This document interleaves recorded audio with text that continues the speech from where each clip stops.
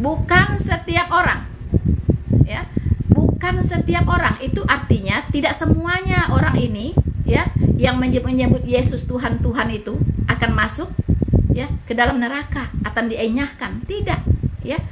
Bukan setiap orang Islam itu jahat. Apa yang Anda pahami tentang kalimat saya? Bukan setiap orang Islam itu jahat. Yuk, pahami apa itu? Coba, apa yang Anda pahami dari kalimat saya? Artinya ada orang Islam yang jahat, ada orang Islam yang baik, betul? Kalau saya katakan setiap orang Islam jahat, nah ayo, apa yang Anda pahami? Bahwa semua orang Islam itu, siapapun dia, jahat. Bukan setiap orang Kristen yang akan masuk ke dalam kerajaan sorga. Artinya ada orang Kristen yang masuk ke dalam kerajaan sorga, ada orang Kristen yang tidak masuk ke dalam kerajaan sorga. Paham? Belajar bahasa itu harus penting sekali. Anda tidak akan pernah bisa memahami Alkitab kalau bahasa Anda kacau.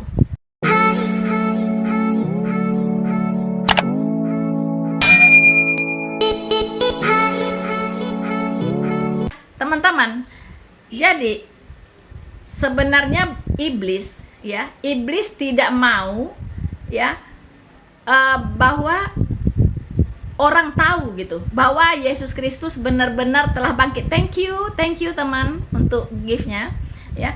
Jadi iblis ini sangat tidak mau, ya, umat manusia ini percaya bahwa Kristus itu benar-benar telah bangkit, teman-teman.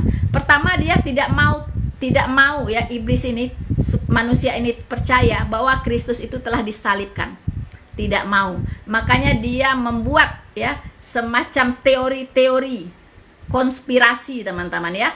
Teori konspirasi. Thank you Suyastin, ya. Jadi iblis ini membuat teori konspirasi. Pertama, bahwa Yesus itu tidak disalibkan, melainkan diserupakan. Teori konspirasi kedua, bahwa Yesus Kristus itu benar-benar disalibkan tetapi tidak mati, melainkan pingsan, ya. Lalu dia keluar dari kubur, kemudian dia diam-diam menemui muridnya. Ini teori konspirasi kedua. Nah, karena penyaliban ini susah untuk dibantah, karena fakta teologis dan fakta historis itu tidak bisa dibantah, karena saksinya banyak sekali, ya. Saksinya banyak sekali. Lalu iblis, apa yang dia lakukan? Dia kembali, ya, menghalang-halangi orang supaya tidak percaya bahwa Kristus ini benar-benar telah bangkit. Nah, jadi teman-teman, ketika Yesus Kristus sudah dikuburkan, kepala-kepala orang-orang Yahudi ini, pemuka-pemuka Yahudi ini, orang-orang Farisi ini menemui semacam tentara. Jadi tolong dijaga, ya, kubur ini oleh pasukan ini. Dibayar sih oleh orang pemuka Yahudi ini. Tolong dijaga kubur ini, ya. Jangan sampai nanti muridnya mencuri mayatnya, lalu dia akan berkata ke semua orang bahwa Tuhannya bangkit gitu. Saking seperti itunya, teman-teman, dipakai iblis, ya, orang Yahudi ini, ya. Nah, pada waktu itu datanglah prajurit ini menunggu di depan kuburan itu, dekat batu tutup kuburan itu, teman-teman, ya. Semalam-malaman mereka menunggu di sana, gitu, menjaga kuburan itu, ya. Nah, pada minggu pagi masih gelap, ya kan, itu kuburan itu sudah kosong. Nah, sebelumnya itu pemuka Yahudi ini kembali, ya, setelah mendengar kubur itu kosong, tidak ada Yesus Kristus lagi di dalam. Lalu pemuka Yahudi ini kembali, ya, orang-orang Yahudi Farisi ini kembali mendatangi prajurit ini yang menunggu kubur itu, gitu.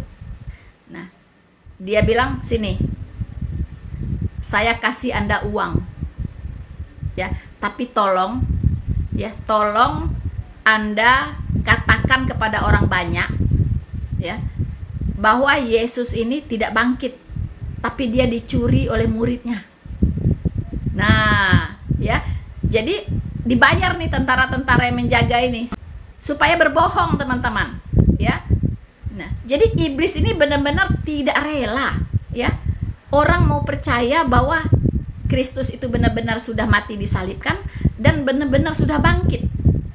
Tidak rela si iblis ini, teman-teman, ya. Dia begitu berusaha untuk mengaburkan fakta ini, untuk mengubur fakta yang sesungguhnya, teman-teman, ya.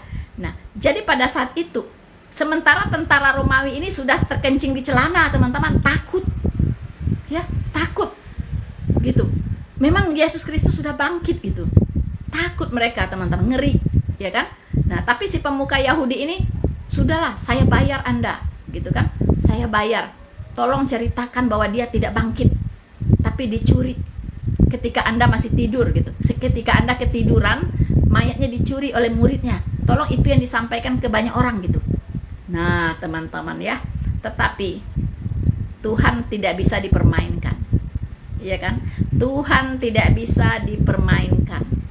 Ya. Fakta bahwa Yesus Kristus sudah bangkit tidak bisa ditutupi, tidak bisa dikubur. Kenapa? Ada 2 malaikat di kuburan itu yang jadi saksi. Ya. Ketika Petrus masuk ke dalam kuburan itu mencari Yesus Kristus, mayatnya sudah tidak ada, kain kafannya sudah tersusun rapi. Ya. Kemudian ada 2 malaikat di sana berdiri. Kamu mencari apa, katanya? Saya mencari Tuhan. Oh, dia sudah duluan, katanya. Sudah pergi. Ya. Rupanya Tuhan Yesus keluar dari kuburnya, bangkit, dia langsung menemui murid-muridnya. Ya, dalam perjalanan di Emmaus kalau tidak salah, ya, teman-teman. Nah, dia menampakkan diri kepada murid-muridnya. Bahkan sebelum dia terangkat, dia menampakkan diri kepada banyak orang, sampai ratusan, 500-an orang, teman-teman, menampakkan diri. Bagaimana cara iblis untuk menutupi fakta ini? Nggak bisa lagi, teman-teman. Ya, saksi mata tidak bisa dibohongi, ya kan? Tidak bisa. Bahkan tangannya yang sudah ditusuk, ya, tertusuk paku, dan lambungnya yang ditombak itu masih bisa diraba oleh muridnya, masih bisa dilihat bahwa memang itulah dia, gitu. Tidak ada yang bisa menutupi lagi bahwa Yesus Kristus benar-benar sudah menjalankan misi besarnya, yaitu karya penyelamatan di kayu salib. Seperti yang dia katakan bahwa pada hari ketiga dia akan bangkit. Dan itu terjadi. Makanya ada tertulis, ya, dia berkata, segala yang tertulis tentang aku di kitab Taurat Musa, di kitab Mazmur, di kitab para nabi harus digenapi. Itu dia katakan setelah kebangkitannya. Ya, dia katakan kepada murid-muridnya bahwa harus digenapi semua yang tertulis tentang aku di dalam kitab Taurat Musa, di dalam kitab para nabi, di dalam kitab Mazmur. Jadi semua kitab perjanjian lama ini sudah menulis tentang Yesus Kristus. Ya. Nah, ini tidak bisa disangkali lagi, ya. Semua nubuatan tentang Yesus Kristus di perjanjian lama digenapi secara akurat oleh Tuhan Yesus. Sekarang tinggal Anda. Kejadian, fakta, secara historis, secara teologis tak terbantahkan. Persoalannya sekarang, Anda mau percaya atau tidak? Itu saja. Kalau Anda percaya diselamatkan, Anda tidak percaya akan dihukum. Itulah Injil yang harus disebarkan. Ya, teman-teman, perjanjian lama punya kaum Yahudi, Bu, apa mereka mengakui bulu kotok, ya? Ya, kita tahu, ya, perjanjian lama itu, ya, itu kitabnya orang Yahudi. Kitabnya orang Yahudi ini sudah memberitakan tentang Mesias, sudah memberitahukan tentang Yesus Kristus, ya kan? Bahkan setelah Adam dan Hawa jatuh ke dalam dosa, pada saat itu juga Tuhan langsung menjanjikan juru selamat. Ya. Persoalannya, bangsa Yahudi ini tidak mengerti kitab sucinya, itu persoalannya. Ya, tidak mengerti dengan nubuatan-nubuatan yang ada di kitabnya. Bahkan kitab Yesaya, kalau Anda baca, ya, itu berisi nubuatan yang sangat syarat ya tentang Yesus Kristus. Mulai dari kelahirannya, mulai dari wanita perawan mengandung, kelahirannya, pelayanannya, mujizat-mujizatnya, penyalibannya, itu semua sudah ada di kitabnya orang Yahudi. Persoalannya mereka tidak memahami kitab sucinya sendiri, teman-teman, ya. Karena mereka salah persepsi. Mereka mengira Mesias akan datang sebagai raja. Yes, mereka mengamini. Tapi konsep mereka itu adalah raja duniawi ini, teman-teman. Ya, raja dunia ini yang akan datang dengan menunggang kuda, ya kan? Kuda yang besar, yang keren. Gitu kan, pakai mahkota, pakai jubah kebesaran. Itu yang dia bayangkan. Padahal Yesus Kristus itu adalah raja kerajaan sorga. Raja kerajaan sorga, bukan rajanya dunia ini gitu. Makanya Tuhan Yesus berkata, kerajaanku bukan dari dunia ini, ya. Kerajaanku bukan dari dunia ini. Artinya apa? Artinya kerajaannya adalah sorga, teman-teman. Kerajaannya itu di sorga, kerajaan sorga. Itu kerajaannya Tuhan Yesus. Orang Yahudi salah persepsi, gitu, ya, salah persepsi. Dia membayangkan Yesus Kristus akan datang naik kuda besar, ya kan? Ternyata Tuhan Yesus datang naik apa, teman-teman? Naik keledai. Naik keledai muda. Ya ampun. Ya, masa ini, raja orang Yahudi datang naik keledai, ya kan? Makanya orang Yahudi tidak percaya kepada Yesus Kristus, teman-teman, sebagai Mesiasnya. Tidak percaya. Sampai hari ini, ya. Tetapi bukan semua, teman-teman, ya. Jangan salah. Anda jangan terlalu umum bicaranya gitu. Kenapa? Karena jemaat mula-mula orang Kristen pertama itu juga orang Yahudi. Para rasul dari mana? Ya orang Yahudi. Murid-murid orang mana? Orang Yahudi. Ya kan? Makanya dikatakan keselamatan datang dari bangsa Yahudi. Ya kan? Kekristenan ini datangnya dari bangsa Yahudi. Jadi jangan katakan orang Yahudi nggak ada yang Kristen, nggak ada yang percaya Yesus. Itu bohong. Terlalu di verallgemein, terlalu verallgemein apa ya? Ya terlalu apa ya? Aduh, susah saya terjemahnya, teman-teman. Terlalu dibuat secara umum gitu. Terlalu digamblangkan lah. Betul. Terlalu digeneralisir. Benar-benar. Terlalu digeneralisir gitu. Ya, bahwa orang-orang Yahudi nggak ada tuh yang percaya Yesus. Yesus sudah gagal, kata si Zuma kan. Yesus sudah gagal katanya. Orang Yahudi aja nggak ada yang percaya Yesus. Zuma bertobatlah ya. Semua rasul itu orang Yahudi. Semua murid orang Yahudi. Dan orang Yahudi inilah ya yang pertama kali memberitakan Injil ya kemana-mana, teman-teman. Dongeng Paulus, ya dongeng untuk orang yang akan binasa. Ya, karena ada tertulis pemberitaan tentang salib adalah kebodohan bagi mereka yang akan binasa. Ya, good luck. Saya lebih percaya Yahudi punya kiblat. Kalau Yesus kiblatnya arah mana? Siapa itu? Saya nggak baca namanya. Ya, teman. Orang Kristen beribadah di dalam roh dan kebenaran. Ya, itu tidak lagi ditentukan oleh cara, tempat, waktu, dan arah. Anda sekarang beribadah masih punya kiblat-kiblat, itu Anda meniru orang Yahudi. Ya. Anda meniru orang Yahudi. Orang Yahudi kiblatnya tidak ke Mekah, kawan, tapi ke Yerusalem. Harusnya Anda kiblatnya ke Yerusalem kalau Anda memang meniru orang Yahudi. Ya. Mengapa orang Kristen beribadah di dalam roh dan kebenaran? Ya, karena semua ritual-ritual yang ada di Perjanjian Lama seperti potong domba, ya puasa, sunat, ya kan? Itu semua sudah digenapi dengan kedatangan Tuhan Yesus. Ya, karena semua ritual-ritual itu hanyalah bayangan dari keselamatan yang akan datang.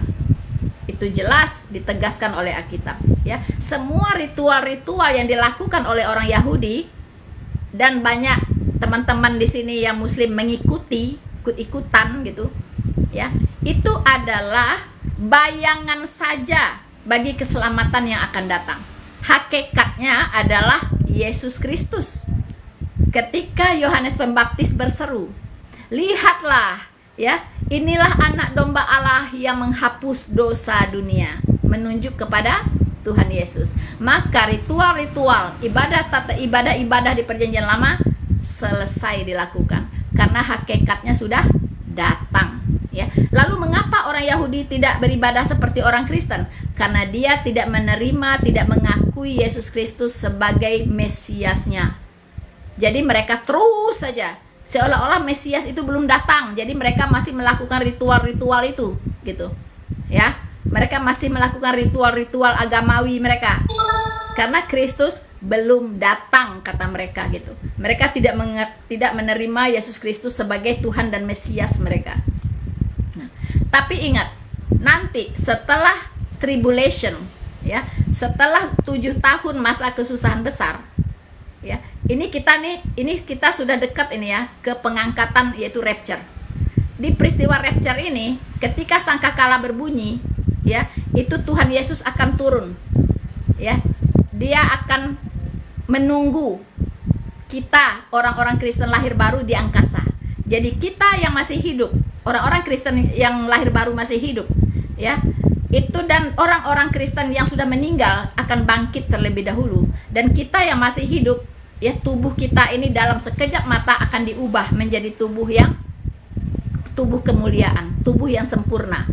Kemudian kita bersama-sama dengan orang-orang Kristen lahir baru yang sudah meninggal terangkat ke angkasa menyongsong Tuhan Yesus, ya.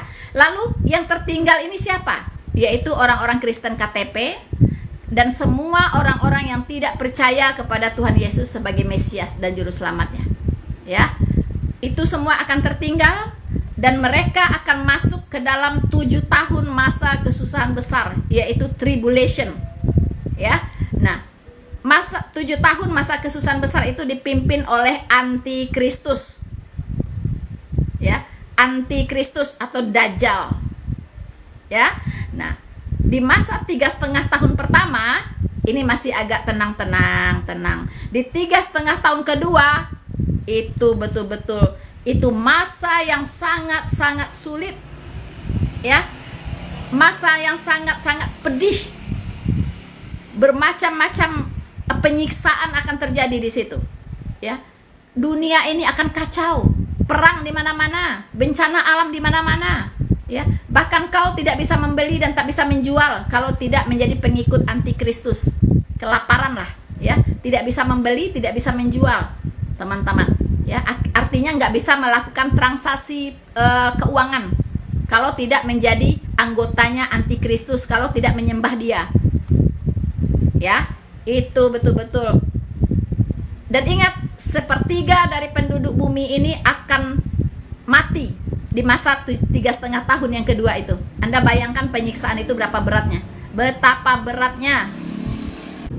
Bayangkan teman-teman, apa yang terjadi saat itu, ya. Nah, pada saat itu juga, ya, seluruh bangsa ini akan bersatu untuk mengeroyok bangsa Israel. Mengeroyok bangsa Israel, teman-teman. Sekarang kan sudah mulai, ya. Udah terbentuk aliansi-aliansi berbagai negara, ya, yang tidak suka dengan Israel, ingin melenyapkan bangsa Israel, tapi tidak akan pernah bisa, teman-teman, ya. Nah, pada saat terjadi perang itu, semua bangsa mengeroyok bangsa Israel. Orang Israel ini berseru-seru kepada Mesias yang telah dia salibkan itu. Dia berseru-seru, tolong, teman-teman, ya.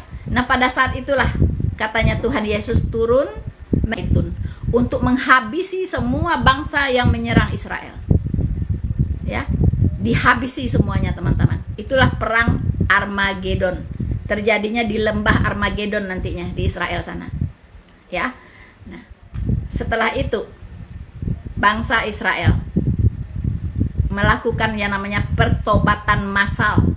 Barulah mereka menerima, mengakui Yesus Kristus sebagai Mesias, Tuhan dan Juru Selamatnya pada saat itu. Jadi artinya bangsa yang Yang tersisa, ya, dari seluruh bangsa yang ada di dunia ini, yang tersisa nantinya sampai kepada akhir zaman itu Israel, teman-teman. Jadi kalau ada yang bermimpi mau melenyapkan Israel, itu terlalu beralusinasi, tidak akan pernah terjadi, ya, karena mereka adalah bangsa yang akan tersisa satu-satunya nanti. Kemudian baru masuk ke dalam kerajaan 1000 tahun. Nah, itulah kerajaan yang sangat indah, ya, sangat indah, menyenangkan, aman, damai. Bumi ini diperbaharui, ya kan? Bumi ini yang udah rusak porak-poranda, udah acak-acakan di masa 7 tahun kesusahan itu, diperbaharui kembali. Disitulah orang-orang kudusnya akan hidup bersama-sama dengan Tuhan Yesus, ya, teman-teman. Tolong jelaskan Matius 7 ayat 21 sampai 23. Ya, saya pernah jelaskan ya, tapi mungkin yang bertanya ini belum mendengar penjelasan saya. Ya, saya sudah membuat video khusus di YouTube saya tentang Matius 7 21 sampai 23 ini, ya. Karena ini banyak dijadikan oleh teman-teman Muslim untuk menyerang iman kekristenan. Seolah-olah orang Kristen ini tidak dikenal oleh Yesus Kristus, ya, akan dienyahkan, ya, tidak dikenal, gitu. Nah, karena apa? Karena menyebut-nyebut Yesus itu Tuhan, makanya akan dienyahkan, gitu. Nah, ini pemahaman dari saudara-saudara Muslim ini, ya, yang gagal paham tentunya, teman-teman, ya. Nah, teman-teman, Matius 7 21 sampai 23. Sebelum Anda mencetak ayat itu, ya, coba Anda baca judulnya apa di atas. Ya, judulnya apa? Judulnya adalah tentang pengajaran sesat. Ya, pengajaran sesat. Matius 7 ayat 21 dan 23. Bukan setiap orang yang berseru-seru kepadaku Tuhan, Tuhan, yang akan masuk kerajaan sorga, ya, melainkan dia yang melakukan kehendak Bapakku yang di sorga. Pada hari-hari terakhir banyak orang, ya, akan berkata, aku sudah bernubuat demi namamu, aku sudah mengusir setan demi namamu, aku sudah melakukan mujizat demi namamu. Tetapi aku akan berkata, enyahlah, aku tidak mengenal kamu. Ya. Nah, untuk memahami ayat ini, Anda cukup frasa pertama, kalimat pertama Anda pahami. Bukan setiap orang yang berseru-seru kepadaku Tuhan, Tuhan. Anda mengerti arti bukan setiap orang? Hah? Jangan salah kaprah sehingga Anda memahaminya setiap orang, gitu. Ya, bukan setiap orang yang berseru-seru kepadaku Tuhan, Tuhan, artinya bukan setiap orang Kristen. Ya. Bedakan dengan setiap orang Kristen. Ini harus belajar bahasa Indonesia lagi sepertinya, ya, teman-teman ini, ya, yang nggak paham, ya. Belajar bahasa Indonesia dari saya. Saya memang dosen bahasa Indonesia, dosen linguistik, ya. Jadi bukan setiap orang, ya, bukan setiap orang itu artinya tidak semuanya orang ini, ya, yang menyebut Yesus Tuhan, Tuhan itu akan masuk, ya, ke dalam neraka, akan dienyahkan. Tidak, ya.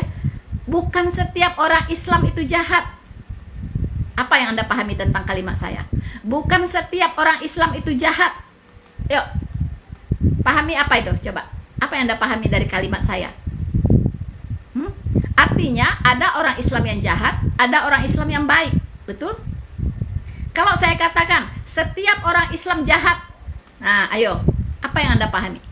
Bahwa semua orang Islam itu, siapapun dia, jahat. Ya, itu contoh sederhana. Nah, sekarang kembali ke ayat ini. Bukan setiap orang Kristen, kan yang berseru-seru kepada Tuhan Yesus pasti Kristen dong, ya kan? Yang berseru-seru Tuhan, Tuhan ke Yesus kan Kristen dong, ya kan? Jadi bukan setiap orang Kristen, ya. Artinya apa?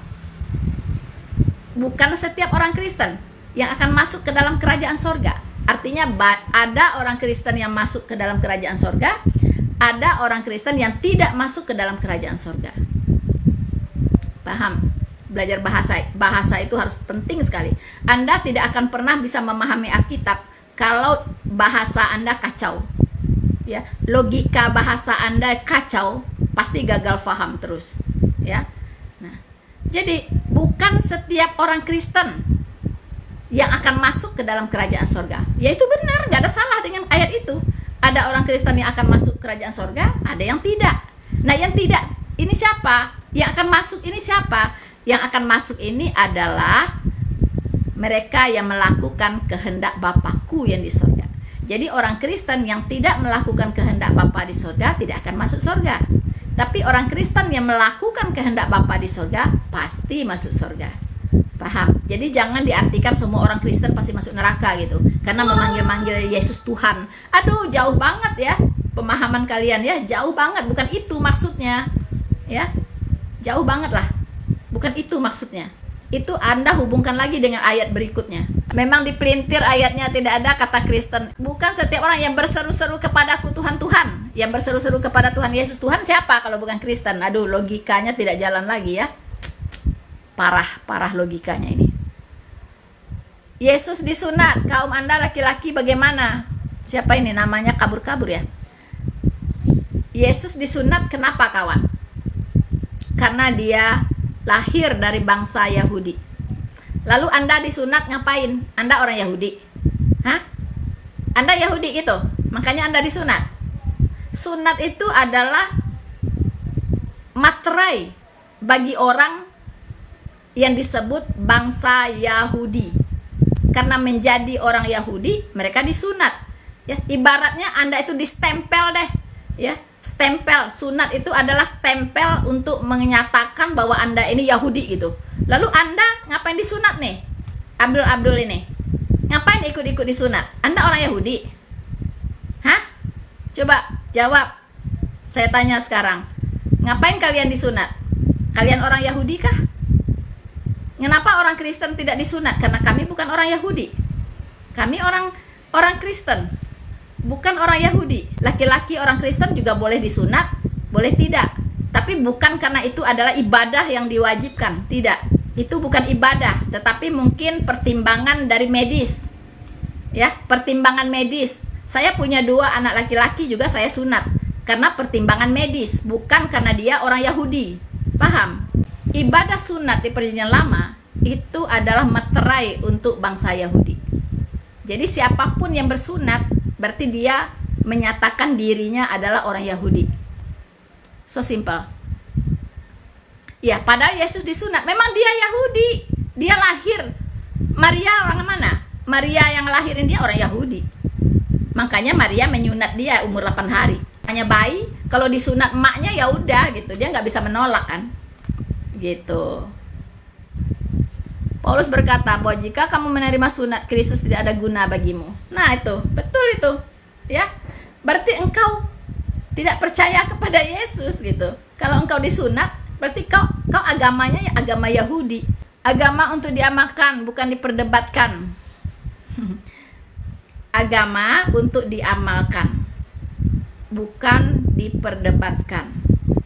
Ya. Sebenarnya itu kurang tepat ya, kurang tepat. Agama itu untuk apa? Untuk dipahami. Paham dulu baru diamalkan. Jangan nggak paham atau salah paham lalu diamalkan, bahaya gitu ya. Kalau salah paham lalu diamalkan itu bahaya sekali gitu. Dipahami dulu ya kan, dipahami dulu dengan baik, dengan benar. Benar nggak ini gitu? Kalau benar saya ikut, saya amalkan gitu kan. Harusnya seperti itu kronologisnya. Jangan apa-apa diamalkan. Itu namanya iman buta ya kan. Disuruh bunuh orang diamalkan. Aduh, jadi apa itu? Ya kan? Jangan. Dipahami dulu, direnungkan dulu. Setelah dipastikan itu baik, amalkan.